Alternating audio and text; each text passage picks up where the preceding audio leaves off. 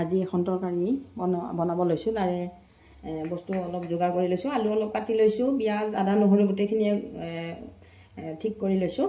কেইটামান মটৰ, কেইটামান বাদাম। এতিয়া অমিতাখিনি মই গ্ৰেট কৰি লওঁ। এনেকৈ গ্ৰেট কৰি লওঁ। এটা পিঁয়াজো মই অকণমান গ্ৰেট কৰি লওঁ। পেষ্ট এটা বনাই লওঁ। প্ৰথমতে মই ইয়াতে এটা পিঁয়াজ গ্ৰেট কৰি ল'লোঁ আৰু এটা পিঁয়াজ মই ইয়াতে পেষ্টটো বনাবৰ কাৰণে ইয়াতে দিছোঁ। লগতে দিছোঁ মই আদা দিলোঁ,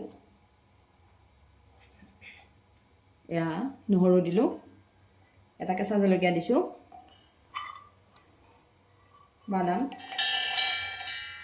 বাদামো দিলোঁ।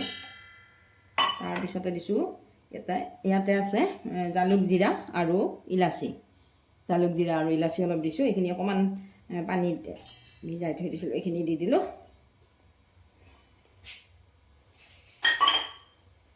এইখিনি মই এতিয়া এটা পেষ্ট এটা বনাই ল'ম। মাছ ভাজি লওঁ। মাছ অকণ ভাজি লওঁ, অকণমান তেল দিলোঁ। মাছ দিছোঁ, অলপ অলপকৈ ভাজোঁ।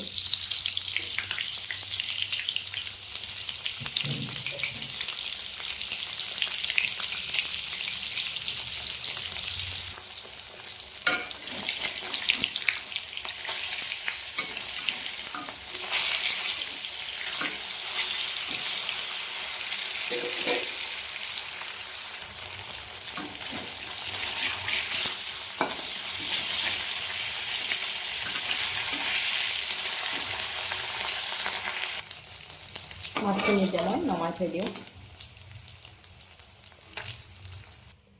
সেই একেখিনি তেলতে মই তেজপাত দিলোঁ, আলু অলপ ভাজোঁ।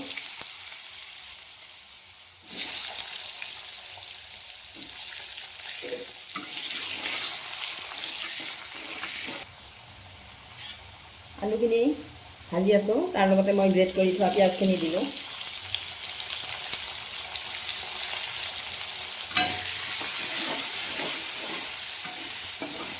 এইখিনি যদি মই তেলত দিওঁ তেতিয়া ভাজা তেনেকৈ ভাত নাখায়, সেইকাৰণে মই আলুখিনিৰ লগত দিছোঁ। ইয়াতে মই গ্ৰেট কৰি থোৱা অমিতাখিনিও দিলোঁ।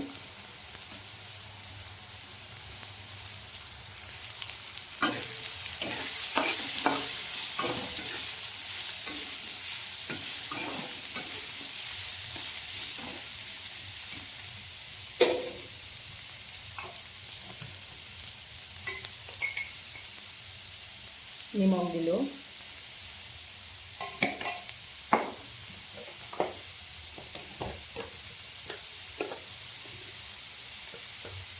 হালধি দিলোঁ।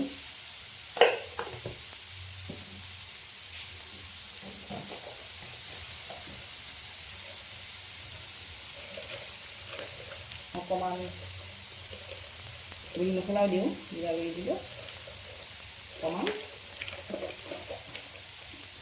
ধনিয়া গুড়ি দিলোঁ।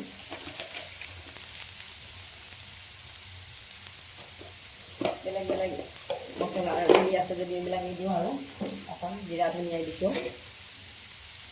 এইখিনি অকণমান মিহলাই দিব লাগিব। ভাজি থাকোঁতে ভালদৰে লৰালেই ধুনীয়াকৈ মছলাটো মিহলি হৈ যায়।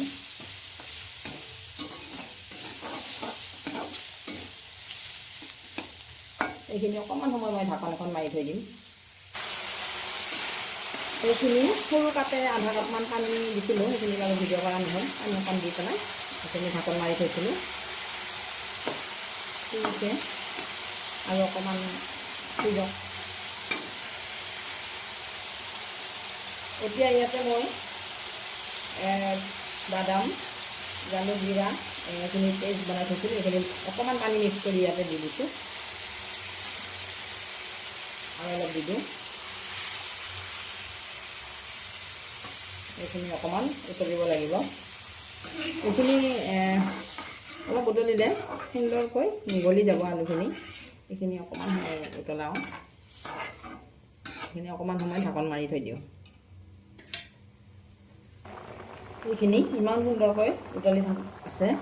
ইয়াতে মই মাছ অলপ দি দিওঁ, মাছখিনি ভাজিছোঁ, এইখিনি দি দিওঁ। অলপ মাছখিনি তেতিয়া এইখিনি উতলি থাকোঁতে মাছত ৰসটো সোমাই গ'লে তেতিয়াহে আমাৰ মাছখিনি খাই ভাল লাগিব। এইখিনি ধুনীয়াকৈ উতলি থাকোঁতে মই মটৰকেইটা দি দিওঁ। মটৰকেইটা সিজিবই নালাগে, কিছুমানেতো কেঁচা মটৰে খায়, গতিকে মই একদম শেষতহে মটৰটো দিছোঁ। মটৰটো তেতিয়া ৰংটোও সুন্দৰ হৈ থাকে। সেইখিনি অলপ ভালদৰে উতলাৰ পিছতে মই নমাই থৈ দিম। মাছৰ তৰকাৰীখন হৈ গ'ল।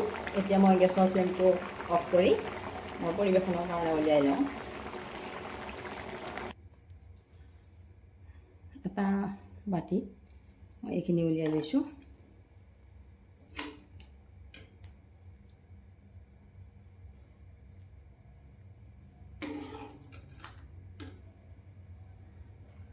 মটৰকেইটা মই পিছত দিছোঁ কাৰণে ধুনীয়াকৈ ৰংটো সুন্দৰ হৈ আছে, গ্ৰীণ হৈ আছে।